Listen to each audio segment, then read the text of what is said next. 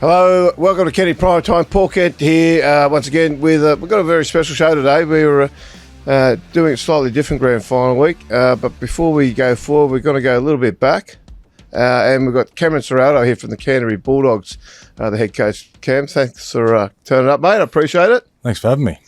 So, mate, we're going to got a bit of a chat today, and I think we may as well just address the elephant in the room straight away. The big topic all season has been the Bulldogs, Lachlan Galvin. He's been the story from round 3-4 when he told the Tigers he was on the way out. You guys obviously picked him up.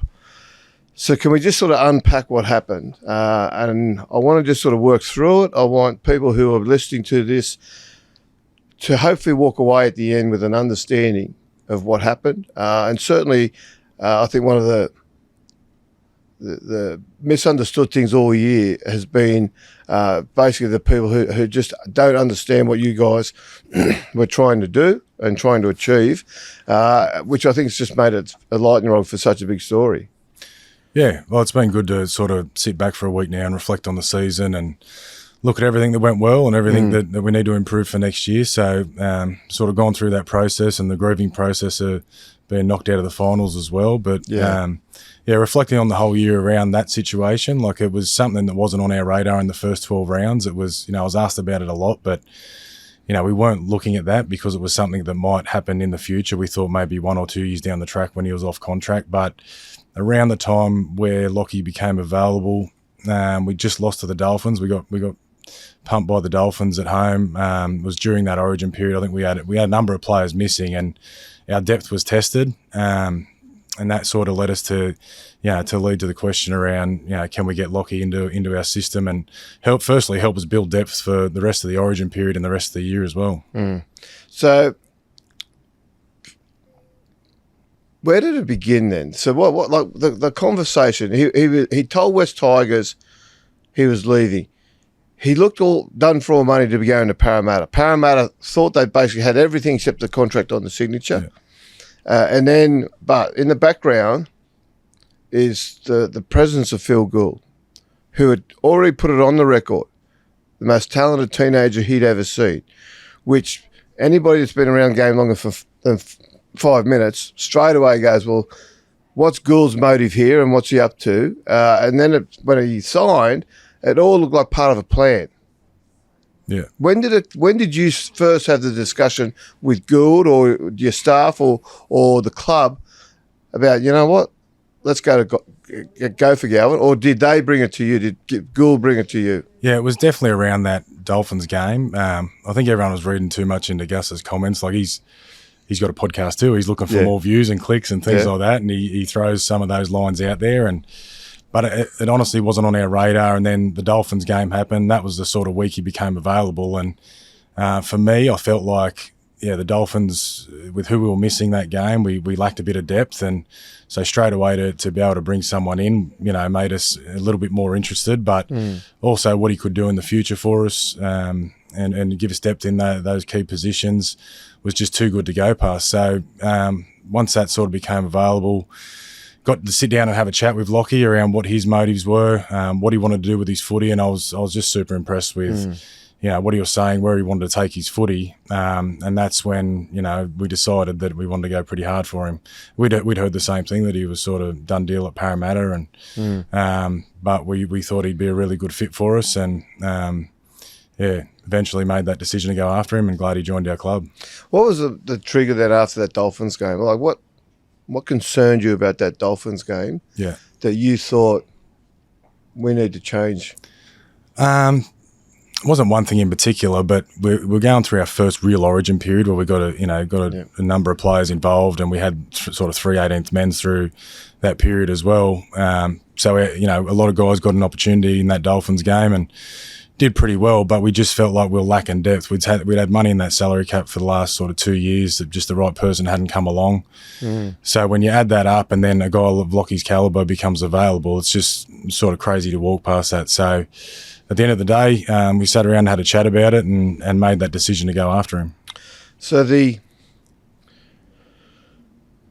narrative that's come out in various reports, and it's it's been fascinating to watch from my point of view. I'm no longer part of that mainstream media, but I know how it operates. And you just see the two narratives, and they are fiercely opposite. You sabotage the club, you ruin your chances to win the premiership, or you tried to fix a problem that wasn't going to win you a premiership anyway, as the other way. They looked at it. Now, you had to bring Galvin into the club. How difficult was that for you, given what Toby Sexton had done, particularly at halfback, and the chemistry of the team? Because the one thing that was evident about the Bulldogs was there was a lot of camaraderie in that side. Yeah. How difficult was that for you to introduce to Sexton and then also the players, the Lachlan Galvin? Yeah, well, firstly, my job, number one, is to make every decision in the best interest of the club. Again, when a person of Lockie's calibre comes on the market, if it's the right fit and you can fit it in, it's crazy to walk past, especially once we sat down with him and realised his character and how willing he was to work hard and wants to win. His will to win was really evident. So from that point of view, it wasn't hard to make the decision to bring him in.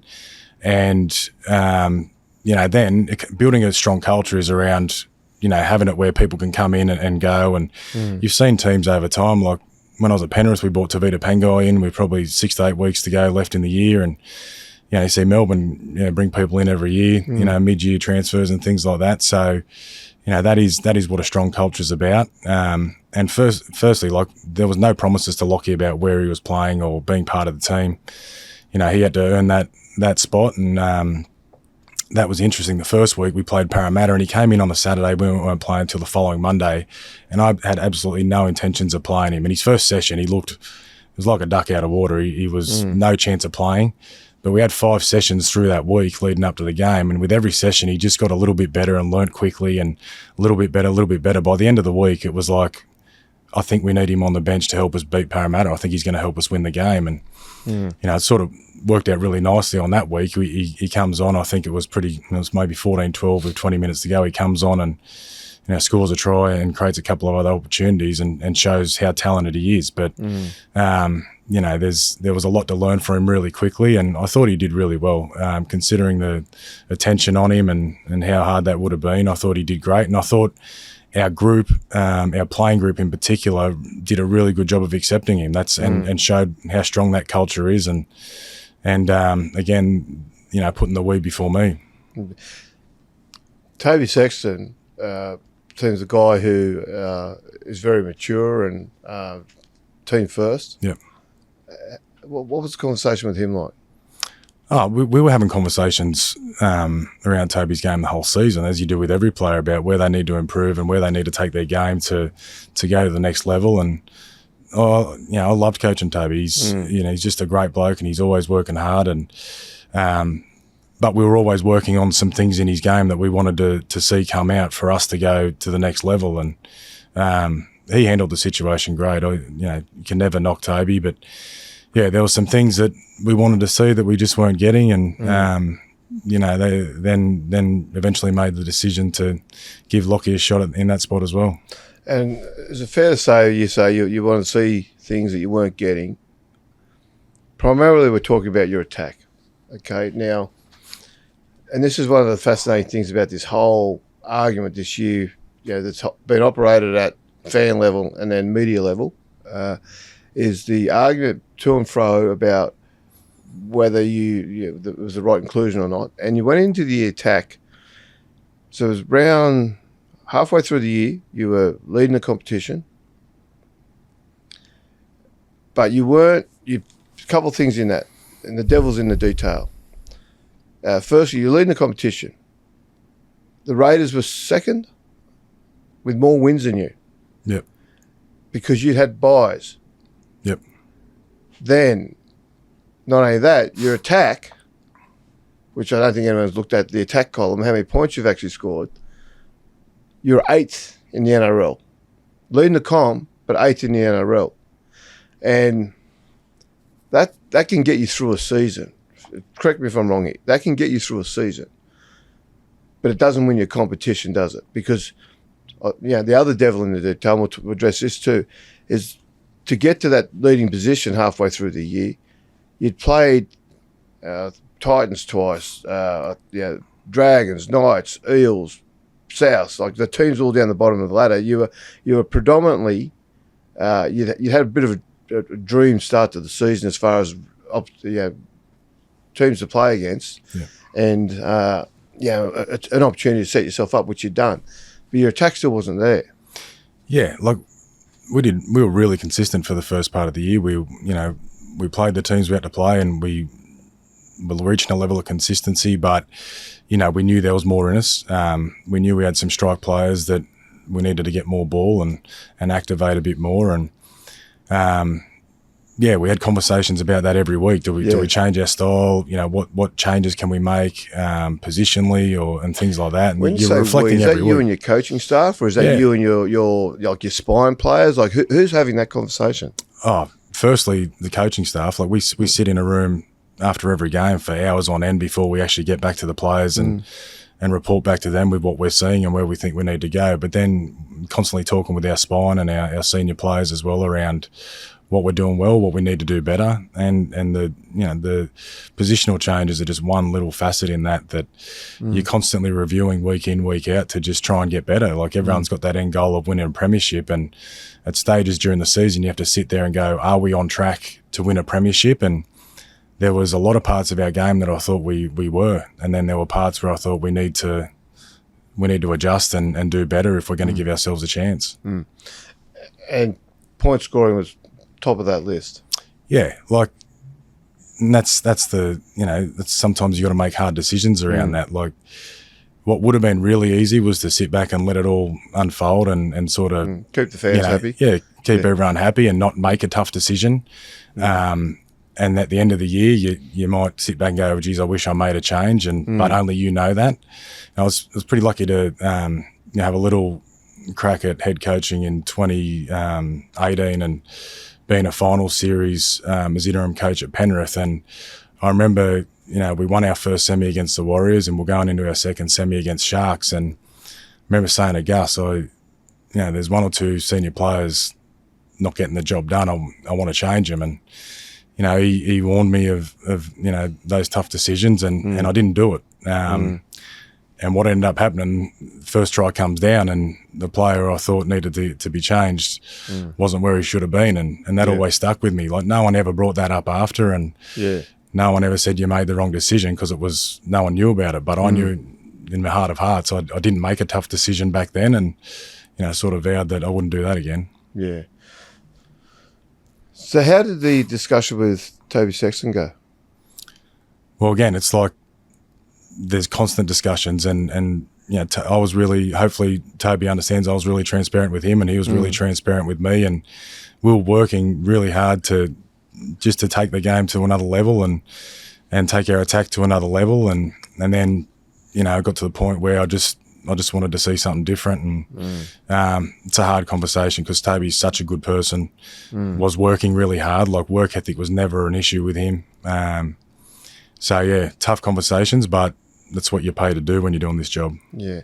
One of the things that's been spoken a lot about is the fact that Galvin's not a halfback, and I think it was interesting because late in the season, when it wasn't probably quite working to the expectations that people had around it. Yeah. Part of the defence, I think Gould actually came out and said, well, look, he's never played halfback. How did you think he was going to be able to transition then? Like, what was the thinking there? Yeah, well, there's a lot of teams that play different styles with their spines. Like, there's a number of teams that have sort of 2 5/8s, or people that grew up playing as a 5/8 playing in the halfback position. And we weren't playing like a traditional halfback role anyway. Our locks did a lot of the organisation and ball playing sort of through that time as well. So what we wanted from Lachlan when he came in was just a really simple role to sort of hold up his side of the field and activate guys like Preston and Crichton and Connor Tracy, and just feed them the ball and back up and kick well. And he had a lot to learn around defence, and he had a lot to learn around kicking game, but I thought he improved in those areas, but what he really did was activate some guys on the outside and gave them some really quality ball. The the shift that when you first made that, there was a lot of reaction very quickly, very strong reaction from both, again, fans, and your fans are, they're hardcore. They know their footy, all right, they're passionate. They're exactly what you want from a fan base, but it immediately evoked a response from them. It was pretty intense, and there's a fair bit of blowback, a lot of love, but also a lot of, mate, what are you doing? We're leading the comp. You're changing a winning team. Yeah, well, firstly, I love that they love our players. I love that they love Toby and Reed and guys like that. That's awesome because they worked really hard. The boys have worked really hard to bring the fans along on a journey over the last couple of years. Second part of that is I wasn't hearing a lot of that. Like I'm a bit sheltered from all of that. The only opinions I'm hearing are the ones internally every Monday morning when we sit around as coaches and discuss what's best for the team, and you sit around and talk to your senior players and guys you trust and value their opinions. So I was probably a bit immune to all that stuff you're talking about there, but the opinions I really cared about was making sure the guys that were getting the harsh feedback that they were okay and they understood there was a path forward. And one of my proudest moments was I think the day Toby got dropped. He was the last one out on the field, and he had 3 assistant coaches around him trying to help him work on those things we'd been talking about and take his game to that next level to give him a shot to come back in the team. And that for me was a really good sign of where our culture was. And someone gets dropped and we're not kicking them to the curb, and we never have. We're still there helping them, improve their game till the day they leave our club. And when Toby come back for a semi-final, he'd shown a lot of that improvement. He'd worked really hard and forced his way back into the team. And I thought that was a really good sign of our program as well. Did the change bring the benefit that you hoped it would bring? It depends how you look at it. Like, I think we averaged another 2 extra line breaks with Galvin in the team, but obviously we're playing a number of top 8 teams, and last 4 games of the premiership season were against the last 9 premiers. Like that was a really big period for us, and one we put a lot of energy and attention into, and to see where we're really at. So it brought.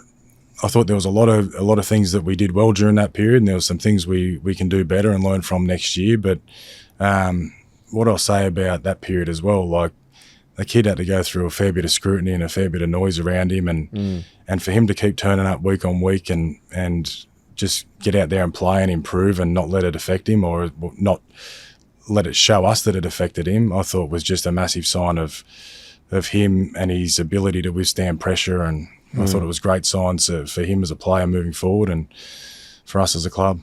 The pressure that was on him was pretty intense, wasn't it? Yeah. It's unfair. You ever seen anything like it? What's that? You ever seen anything like it? No, well, not really. It was, in many ways, it was unprecedented like that. Yeah. Because the only one I can compare it to was being with Nathan 2019 into 2020, and when Ivan come back to the club, and the pressure Nathan was under there. I think he first started playing Origin, and he had a lot of attention on him, and it affected him a bit too, didn't it? Yeah, we spoke about that later. And I got to catch up with Nathan in the sheds after he kicked our ass last week, and he was brilliant. He was so adamant that what Lockie went through this year, he'll be better for it. It'll help him in his long-term future. And a guy like Nathan is just such a great role model for those young halves coming through and having to deal with all that sort of stuff. Yeah, the conversations with Lockie when he was in the side. Yeah. So you were struggling with your attack. It was disguised by the fact that you were winning games, you were leading the competition. Then when he comes into the team, the points didn't quite flow, I imagine, like you'd hoped. Because there's a bias, isn't there? I think one thing too people sort of underestimate, and correct me if I'm wrong here, though, is the way the competition's unfolded in recent years and the development of the change in the comp under this current administration. There's just so much more emphasis on attack now. It's very difficult to defend your way to victory, certainly to defend your way to a premiership. Yeah. You've got to be able to attack these days. Like you look at the Dolphins, like their defence was woeful, but their attack was brilliant. And nearly didn't make the 8, but the best attack in the competition. The funny thing is with Lockie, we didn't speak that much with him about attack when he got in the team. Like he's got a really natural ability as a playmaker, and so for us it was just giving him a simple framework and just telling him to activate the guys on the outside. You got Jacob Preston, Connor Tracy, and Stephen Crichton there, and just start feeding them the ball. The thing we were talking to him a lot about was his defence and learning the system and going after his defence and making sure he's kicking games on, he's communicating, because the attack for him didn't need a whole lot of instruction. He actually had a lot of really good natural instincts around that. So yeah, and I thought, I think he came in, his first game was against the Dragons, and I don't think we played our best that night, but he made a pretty clutch play at the end of the game to seal it. And then I thought our best game, I think, was the week after. One of our best games of the season was against Manly. And he was great that day. Him and Burton were great that day. It was a really strong physical game. Manly, great occasion. It was our 95 premiership reunion. Allianz big crowd. And I thought him and Berto really stood up on that day, to the point where a lot of, I ran into a few journos after the game, and they come up saying, "Yeah, sorry, I was wrong." You can see what it's about. Yeah, you can see what's happening. His defence was one area too that teams started to pick up on as the season wore on. That fair to say that the irony of it all, he was brought in to try and spark your attack, but teams seem to be able to go. Or they seem to realise if they focused at him when they had the ball, they could get a result. Yeah, it's like most halves; they all get targeted. Yeah. The thing with we've got a pretty detailed system, and he's only been in it for a couple of months, so it was never going to be perfect. But we just had a crack at putting him in there and seeing if it could spark our attack, and definitely sparked our attack in a lot of ways. But the reality is we just weren't consistent enough at the end of the year against the good teams to be playing this weekend. And that's okay. Like, that's just part of where we're at as a club, and we'll get plenty of learnings out of this year from that. I said last week, tell me what you think of this. I said last week that the Canterbury team from 1 to 12 wasn't good enough to win the comp. Yep. I said, what we've since found out, the team from 13 to 27 also wasn't good enough. So in many respects, whether you're part of the pro-Galvin crowd or the anti-Galvin crowd or the pro-Sexton, anti-Sexton, whatever, wherever you thought about it, Canterbury are still a club in development. You fell short this year, not by much, but you fell short. And it's fair to say that the future is still it's all ahead for Canterbury. Like this, either way, it probably wasn't going to be your year either way.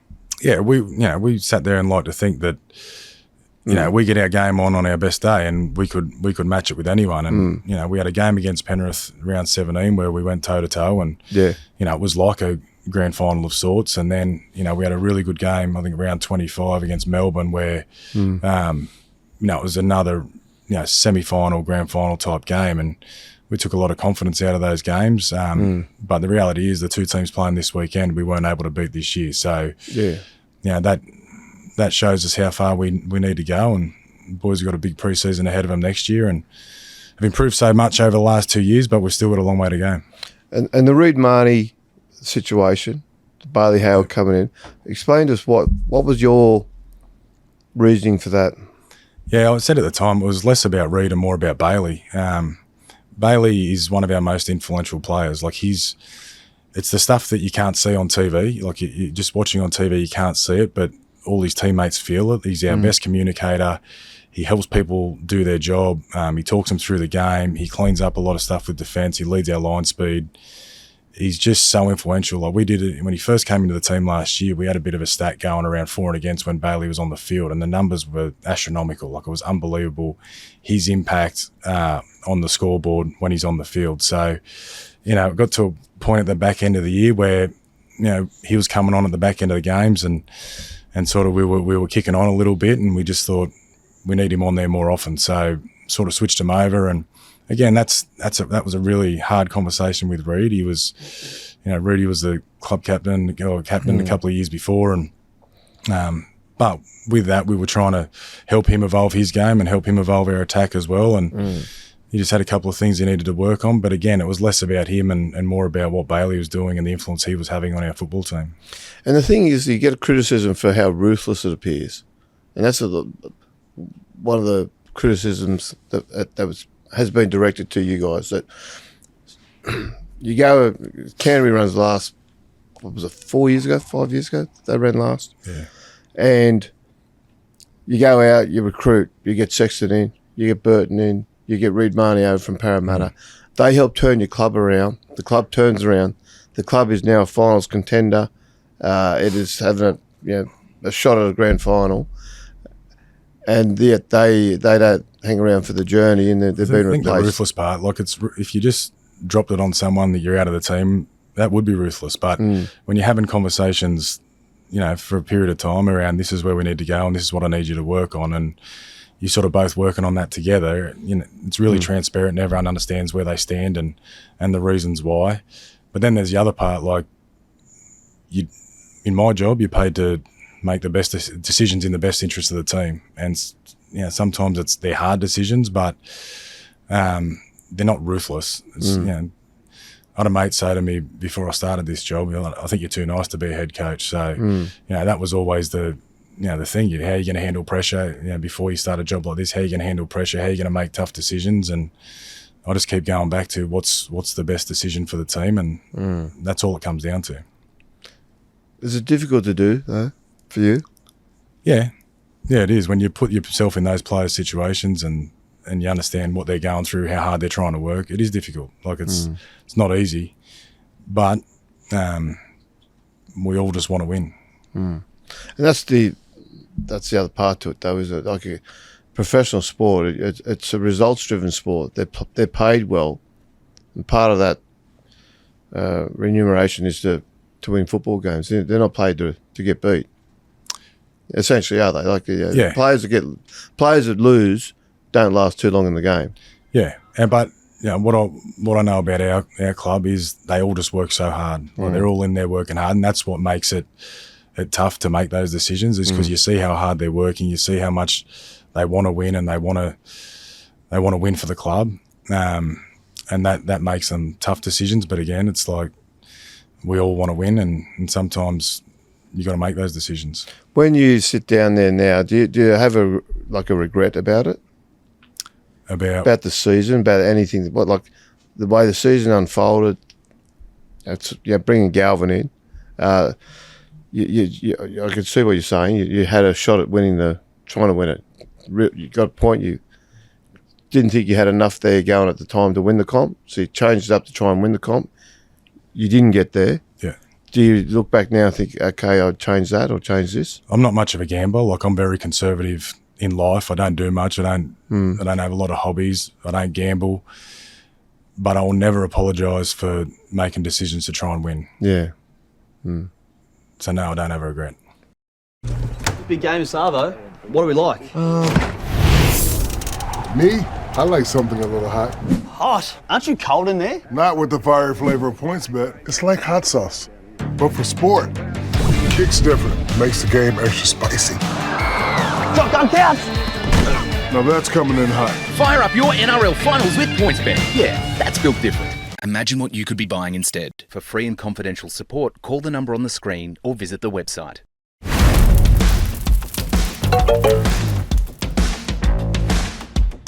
Hey everyone, let's just have a quick look at the markets this week. Hot or not, I tell you who I thought was really hot over the weekend. Jahrome Hughes. The way he came back from those injuries he's had was just something hasn't been done for a long, long time. He's $7 to win the Clive Churchill medal this week in the NRL Grand Final. He's running really hot at the moment. His running game was brilliant. His ability to really get Melbourne on the front foot. I think the Storm will win the Grand Final. I think the halfback will be the best player in the game. Clive Churchill medal, Jahrome Hughes, $7. He's hot. Get on it. PointsBet, built different. Chances are you're about to lose. For free and confidential support, call the number on the screen or visit the website. Development of Canterbury now, talk us through that. Like you sit, I dare say you've probably got a pretty good indication this year exactly where you are at. As you said, this week's grand final, you did not beat either of those teams. Yeah. You were competitive against the Panthers, being probably the best game of the season. Many people saw it that way. So you're in the fight. So what's got to come next for Canterbury to get better? Well, everything, firstly. I think the competition next year is going to be a lot harder than this year. I think the teams that didn't make the 8 this year are all going to be better. I've seen a lot of things in those teams and some changes that they're making. They're all going to be harder to beat next year. I think the simple answer is we've got to be better in every area. We were very good in defence this year, but we need to be better. We've still given up one crappy try a game, and we've got to get rid of that.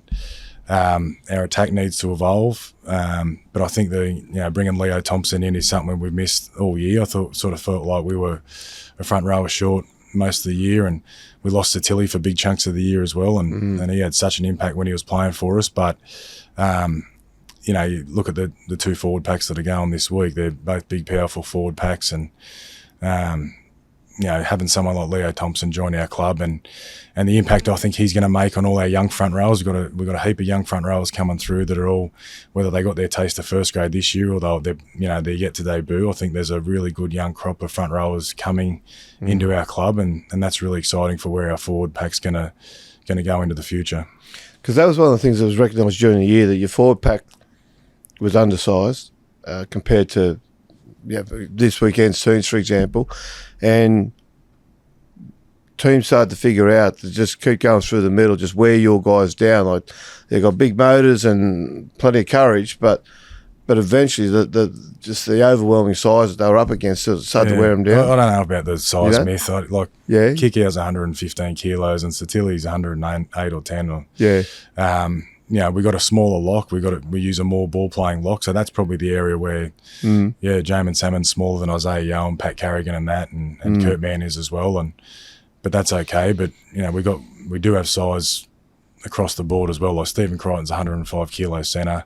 Bronson's pretty big himself. Burton's a big 5'8". So we're actually not as small as everyone suggests. We probably just play with a slightly smaller lock for a bit more ball playing than maybe other teams do.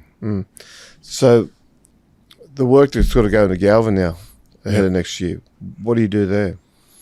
Firstly, get him away from footy for the next 6 weeks. Send him to Europe or something?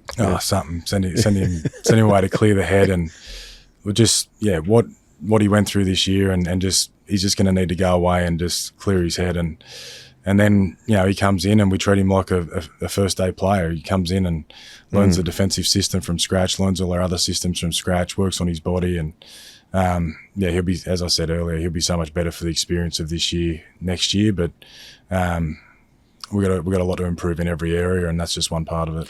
Are you going to turn him into a halfback? Well, he finished the season playing halfback. He had the 6 on his back in that last semi-final, but his job description didn't change from the 8 weeks he had previous. It was sort of hold up that edge, activate his players on the outside, and I thought his second half was brilliant. His first half was pretty good too. He put Jacob Preston through a gap and backed up for a try, and then created a couple of opportunities down there in the second half, which they're a very good defensive side. They're hard to break down, and I thought he did great in that semi-final. Again, considering the pressure he was under and what who he was up against, I thought he was really good. So that's the plan, though. The plan is that he's going to be your 7. You're not going to go out and look for another. Okay, before I go there, because there's talk about Burton might get moved on at some point. Yeah, I don't know where that's coming from. We've spoke to Birdo about that. He's got no idea where it's come from. I've got no idea where it's come from. One of the things, known Birdo for a long time, and he's still evolving his game as well. He's still young in playmaking standards, and whether he's playing 5'8" centre, he did a great job of that in the final series as well. We love having him there, and that's never been discussed that he's moving on from his end or our end. Is there a chance he'll move out of 5'8" and you'll put Galvin at 5'8"? Well, that's up to Birdo, to be honest. Like, it's always been up to Birdo.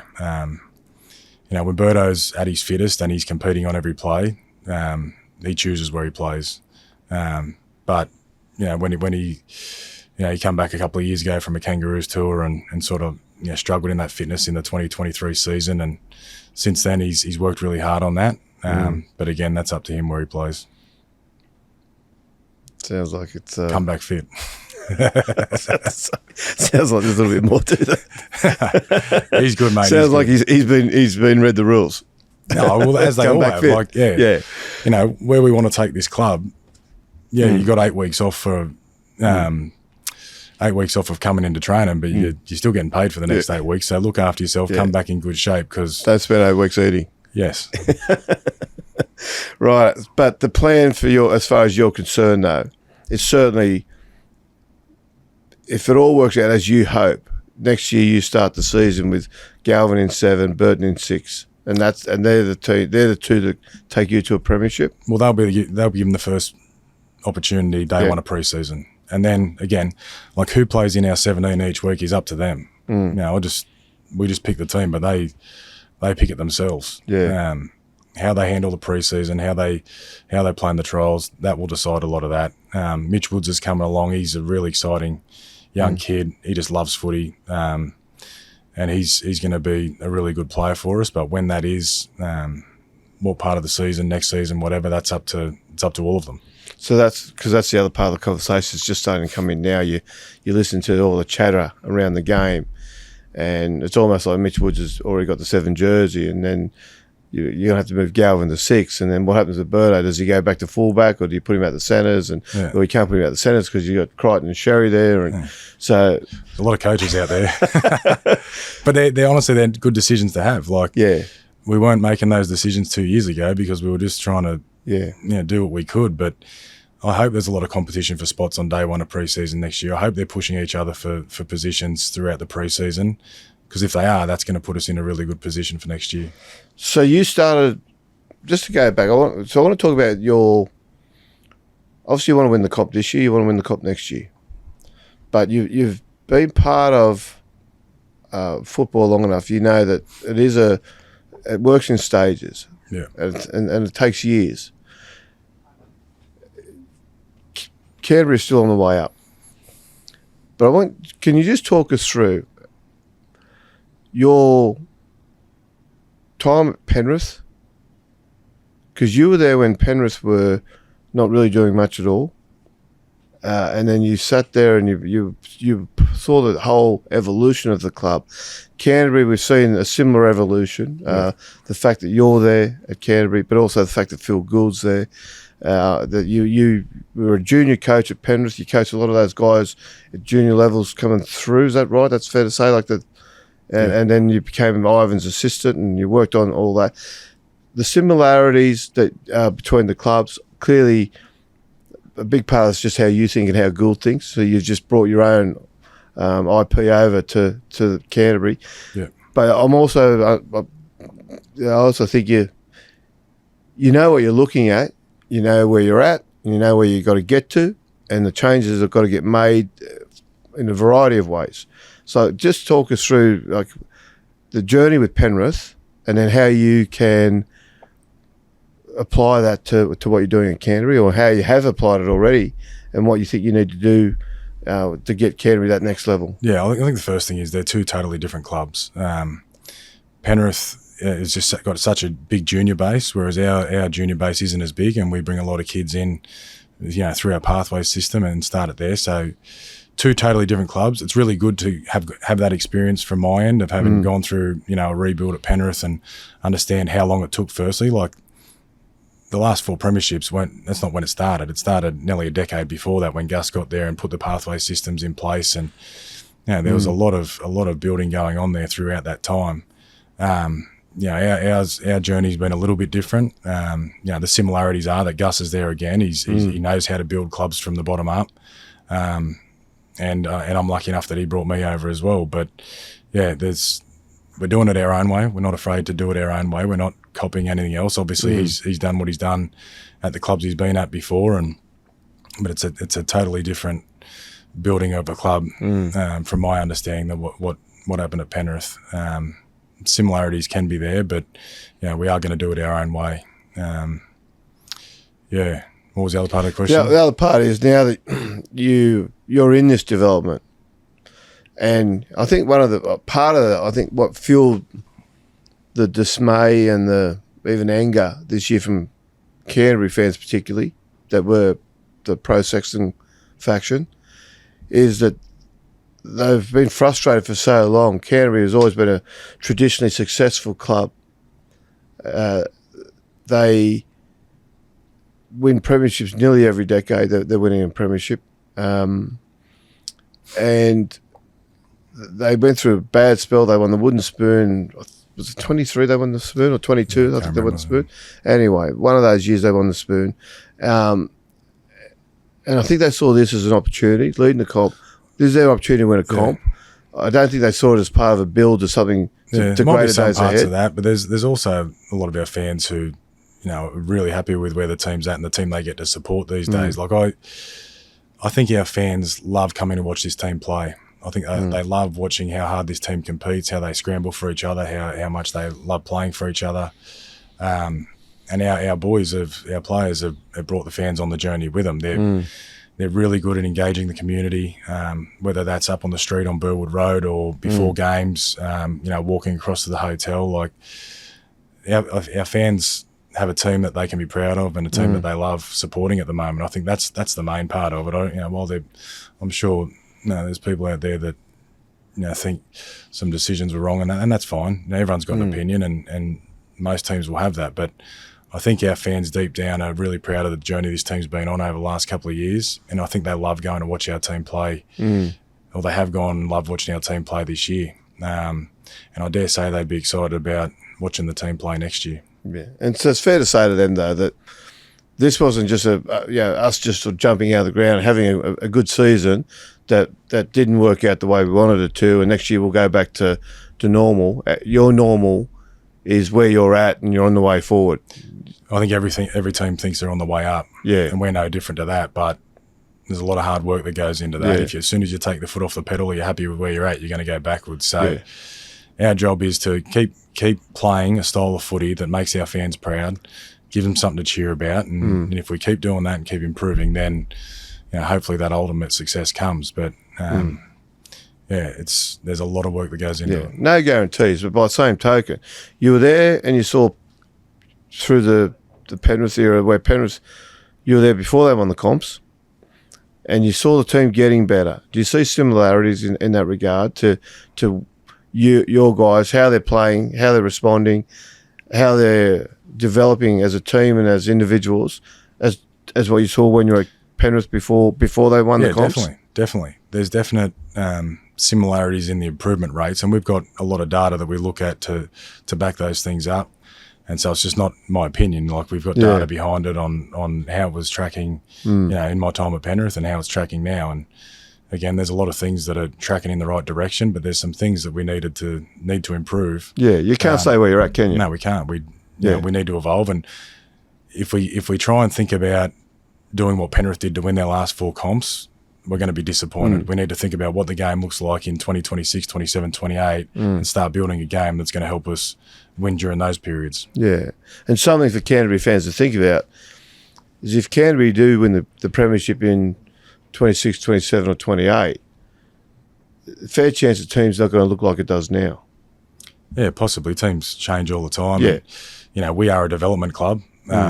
We've developed, Harry Hayes and Bailey Hayward are 2 of the guys entrenched in our team now. No one knew about them 12 months ago, and they're become 2 really important players in our team. And I reckon there's a couple more coming out of our pathway system over the next few years that'll be part of that team moving forward. But again, if we can build that program there's competition for spots and they're pushing each other at training every day, that's what really gives you a chance when when the whips are cracking. Yeah. It's a bit like the old Patriots, New England Patriots, when Tom Brady took over, and everyone was like, "Oh, what's going on here?" And then suddenly takes them to 6 Super Bowls, and everyone goes, "Oh, good decision." If you can find a Tom Brady, I'll be happy with that. Yeah. All right, mate.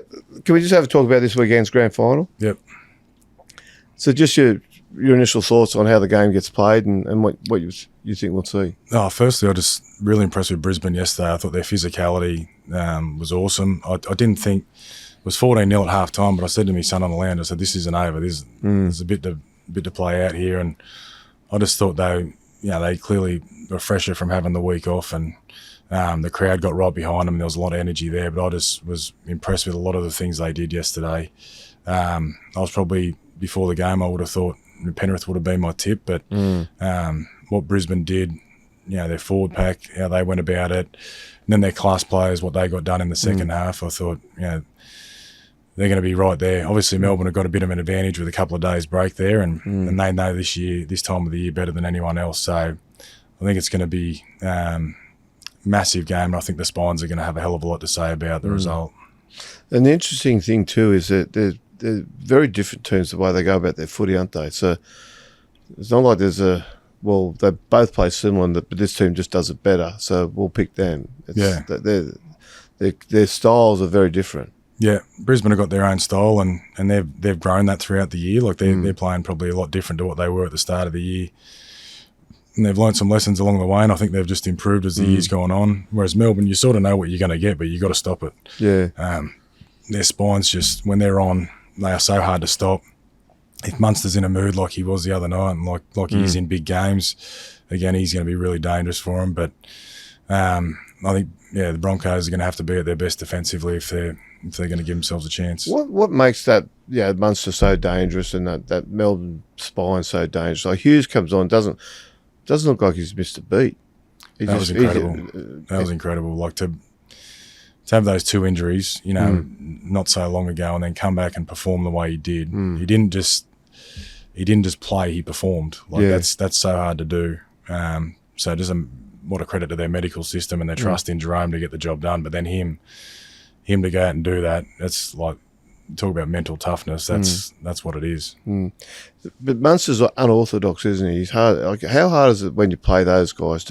You're playing Melbourne. You identify Munster. Okay, guys, he's going to run the ball. He's going to go left. I think the unorthodox part is why he's so hard to handle, because you can get in there and show everything on video about this is what we think they're going to do, and then he can go do something complete opposite of that and catch you unawares, and he just plays off. As soon as he sees a bit of space, he can just play to it and beat someone. And I think in the grand final last year, I think all four halves might have had about 20 runs each, and I think it's going to be sort of something like that again this week. And I think if Munster and Hughes are doing that, Brisbane are going to have to be really on defensively. The way Melbourne come at you with the threats of Hughes running the ball, Munster running the ball, then Pappenhausen, he pops up. Then you sort of go, hang on, we've got Harry Grant at dummy half. Yeah, you forgot about him, yeah. Like, you just can't really be ever secure that you've I think even going before that is the two wingers. Like, they are just enormous men. And I think when we played them down there, we were working really hard, but those two guys just got their set started in the right fashion for them every time, Like, they're both, what are they, both 6'4", over 100 kilos, and just they run like front rowers to start their sets. So, I think for Brisbane, Reynolds' kicking game is going to be super important to make sure they're coming out of spots they don't want to come out of, and they can dictate terms by going after their wingers, which in turn can then stop Munster, Hughes, Grant and Pappenhausen being in that field position with that amount of space. Yeah, and Brisbane get Carrigan back. Yeah, and fresh too, And fresh, yeah. In saying that, I thought Tyson Smoothy was one of the best yesterday. I thought he did a lot of clean-up work. He was hustling a lot. I thought him and Ben Hunt in particular were like, they really led the energy of that Brisbane team in the times where it got really, fatigue really came into the game. When you say you think Brisbane are playing differently than the beginning of the season, talk us through, like, what's different about them? Just structurally, I think they're just throwing a lot of different shapes than what they were probably doing at the start of the year. It's a lot more direct. It's a lot more through mentality. When they get down in your trial line, they're going to have a variation to what they're doing. Like they've scored a lot of tries early in games if they get a good ball set start. So they straight away they can get into their game and go after whoever they're targeting.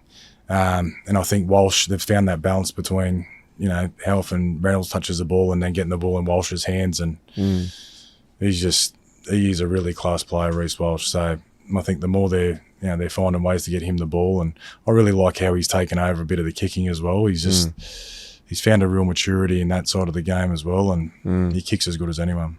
The Michael Maguire influence, he copped a lot of criticism from various parts, and he coaches a certain way. He likes a certain kind of football team, and he came in, and I've spoken to him about it, and he has the attitude which it seems to ruffle up people outside their environment, like particularly media people and people who don't really know. But he has this hard edge, and his attitude is steel sharpens steel. And the Broncos have not been fit enough, I think, for some years. As the really elite teams. He worked on getting them fit. that fitness has got them through this past 3 weeks, hasn't it?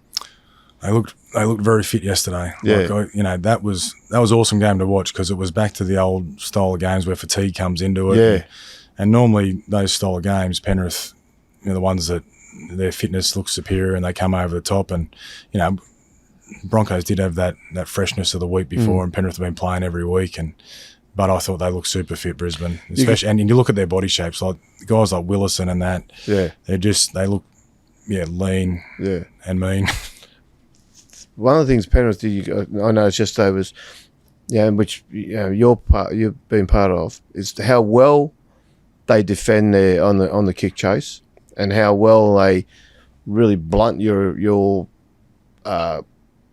return the footy out of yardage and those first couple of tackles. They get you, hold you, and then in some instances they're driving Broncos back yesterday.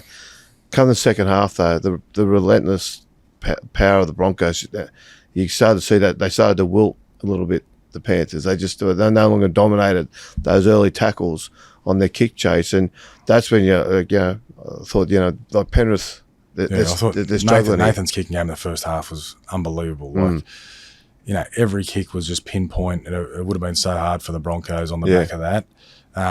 Second half, there was just a couple of moments there where, I think Penrith were attacking the line and Brisbane turned them away. I think that was a huge moment. It might have still been 14-0 or I thought if about 20 minutes to go, if Penrith score there, I thought it was, they kick on with it. But for Brisbane to scramble, turn them away, thought their edge defence was outstanding. And then, they got down the other end and got a load of possession, and that's when the power really shone through. So how did Brisbane try to beat Melbourne this week? What's their game plan? What do you think it'll look like? No, I think you got to play to win. You got to take some risk. Like you're not gonna beat Melbourne just going set for set and just hoping to win. I think you got to go after it. And they got some guys who love going after it. So give Reece Walsh the keys and have a crack. Off he goes. Yeah, he's unbelievable, isn't he? Yeah, he keeps you up at night when you're leading into playing against him. But what do you say to your guys when you come up against Reece Walsh? Well, firstly, know where he is all the time. You understand where he is and what he's trying to do. But that Canberra game a couple of weeks ago, I think they probably knew where he was. It was just his speed and his ball playing ability was just hard to stop. But you got to know where he is. You got to protect each other. If you beat someone else has got to save you back, and you just got to hope he doesn't have too many moments. Yeah. How do you see it going this week then? Who's your tip? Yeah, that's a hard one. I think Melbourne have got a massive advantage with 2 days extra rest. It's a grand final, so everyone's going to be up for it. But I think in both games you've seen the freshness of the guys that had the week off and what that's been able to do to them, which is why you want to get to top four and you want to have a crack at getting that week off. And I just think it's a big advantage for them. But in saying that, anything can happen. If Brisbane get some blocks of possession and can get their plays on and get their strike players the ball, they're going to be really hard to stop as well. How do you try and stop Payne Haas? He was just monumental yesterday. Yeah, it was interesting because it felt like he wasn't in the game early, and you saw Penrith doing a good job on him, or he's just the way the game's going, he can't get into the game. But he stayed out there for 80 minutes and certainly got himself into the game. And he's incredible. Again, he's a bit like Reece Walsh. You're not going to totally stop him, but how urgent can you be to get to him before he gets to you? Yeah. Is it frustrating for you to sit there this week after the season you had? I hate grand final days when you're not there. It's I try and take the family away and try and be in a nice place, but then when you sit there, it's depressing watching it. Yeah, it really is. You do watch it? Yeah. A few beers deep. Watch it, and then you wake up in the morning, you realise you weren't there again, and it's hard. But ever since I was a young kid, grand final day was my favourite day of the year. You see all the grades playing, and you sit there in front of the TV all day, and it's still love it, but it's hard to watch when you're not part of it. So what's it look like for you now then? So you after you finished last week, you spent the week doing reviews?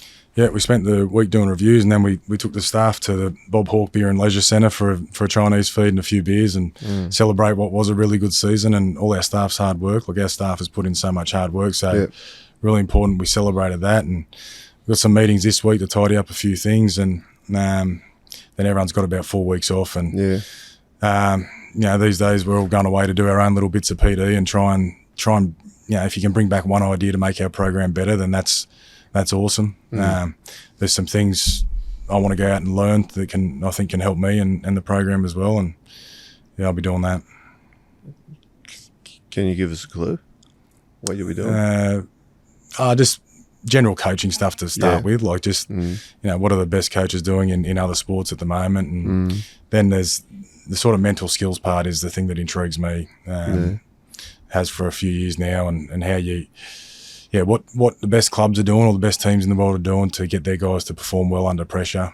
I think we did a pretty decent job of it this year. Like we put a lot of it in our program, but just chasing what else. What kind of things they do there, though? How do you train your mental game under pressure?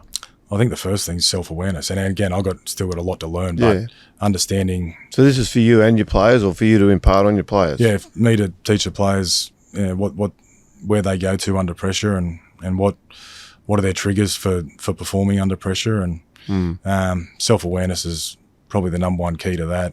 Understanding what your natural instincts are, where you go, and it's okay. Like just to get it wrong and to fail. I just loved. Gotten the AFL the last few years, and I've really enjoyed watching the Brisbane Lions journey. So I think Chris Fagan's been there 9 years now. His first 2 years, I think they finished bottom of the comp, 5 wins each season. And so we took a couple of things out of what they did their first 2 years to just stick to the process, understanding what you were doing well and the little wins you were getting along the way. And then they've won the last 2 comps. And I love what he said after the game. I think in his press conference he said, been really big on growth mindset there and fell on their way to the top. And I think that's a really good lesson for where we're at the moment. Whether you view this year as a failure or not, like if you don't win, you failed at something. So how do you use those failures and get belief in them, but learn lessons from them to make sure when you get there next time, you're learning from it and getting better. How difficult is that as a head coach? Like one of the things you see is this demand for instant success, okay? And we see a lot of clubs at board level particularly, but at senior management level, they just don't have the fortitude to stick it out sometimes. And some clubs just go through this mentality, constantly just shuffling the Titanic's deck chairs. Yeah, the Premier League, I don't know how they do it in the Premier League. Like I feel like I'm a systems guy, so it's very process driven. So to implement a system takes time. And we saw that in our first year, like 2023, it took 12 months to get the defensive system in place. So in the Premier League, I don't know how they just shuffle people around all the time and never really build an identity into what you're doing, or a system of play of how you're doing things. So that intrigues me at times, but I think the thing that's been great about our club is the stability we've had from the board level down through Gus. Like Gus was someone I trusted in coming here, and they gave me a length of time to do it. Not that I would have changed anything.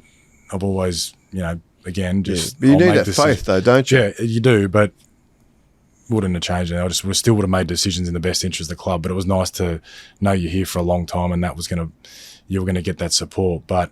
I think everyone internally at our place can see the decisions we're making are around what's in the best interest of the team and the club, and everyone's been really supportive of that. But to have that alignment all the way down is crucial to trying to succeed. In many ways, that's the most important thing, isn't it? To have that alignment, to actually have you go in with an understanding of what you want to do to make not just the team better, but the club better. And part of making that club better is to get all your pathways in place, get all your systems in place. But if you've got no patience at board level, I don't think you can have sustained success. You can't have sustained success if you're not aligned. You might have a flash in the pan success, but I can't see any clubs that I've looked at across world sport that have sustained success without that alignment from the top down. Do you think there's going to be a change there, or do you think the temptation is just too much? Because even now, there was a real trend there for a while of coaches who were very strong on being able to be really flexible or fluid with their their roster, and they were happy to bring a guy in, get rid of him, basically threaten the player. Mate, if you stay here, mate, you're only going to play state cup from now on. So go and talk to your manager and see if you can get a deal somewhere else. And a lot of coaches back themselves with that ability to sort of do that cattle trade where they get a guy in, get a guy out, come in, have 3 years, 4 years maybe, have some success, and then they basically just turn it all over, or they get out and they go to another club and do it again. And one thing I think Penrith has really underlined to people is if you get all those systems in place and you get the development and you invest in your pathways and you start the coaching at the right level down there, the right way down there, the benefits don't come immediately, but they will come and they'll get there. And it's something you're doing at Canterbury now. You can see Canterbury used to always have really strong juniors, and 10 years ago their juniors just fell away to nothing. Suddenly they were running last. Now they're back again. That was my understanding of Canterbury at its strongest, was when you went to play against Canterbury at flag level, New South Wales Cup level or NRL level, it was going to be a hard day. They were in the top 4 in every competition. And I think we've started to build towards that. This year we had a number of injuries, in our top squad, which meant we had to pull guys up. New South Wales Cup guys playing NRL and flag guys playing New South Wales Cup. So we didn't finish in top 4 in those competitions, but the depth, we're building that depth and that sort of understanding that back to that level where if you play against a Dogs team in any grade, it's going to be hard, and we're going to be, hopefully fighting for premierships in every grade. Yeah, and that's crucial now to the long-term success of clubs. Yeah, anywhere really. We had a guy come in, talk to us about cohesion a couple of years ago, and basically mapped out the last 20 premiers and showed that they're all from development clubs. You can't go out and recruit a premiership anymore. You can go and recruit players to help you, but you got to be developing those guys from the bottom up and having guys come through within your systems and playing for your club, which probably costs you less money, and which means a more valuable salary cap. The future for you guys now then, so your immediate future, so you've done your reviews, you're going to give yourself a month off. Do you go away? You got Kickout's wedding in Fiji. So I might take handy. A few of the boys for beers and start getting their heads around what we're doing. But we'll go over there and have a good time and enjoy that. And and then come home. It's important you come back fresh and ready to go because it's a long season. There's much change in Canterbury next year? From what we're doing? Yeah, like how much because part of it obviously is you want to do what you're doing. You've got your core sort of systems. But do you change much as far as, okay, we're going to have to play a little bit differently? I'm going to have to start looking at things a little bit differently here and mix things up? I think what we've shown over the last 3 years is what we're doing internally is working. The way we're training, our program, our development pathways, our way of educating the players, a lot of it's working. But then we need to think about where the game's going next year. I think there's been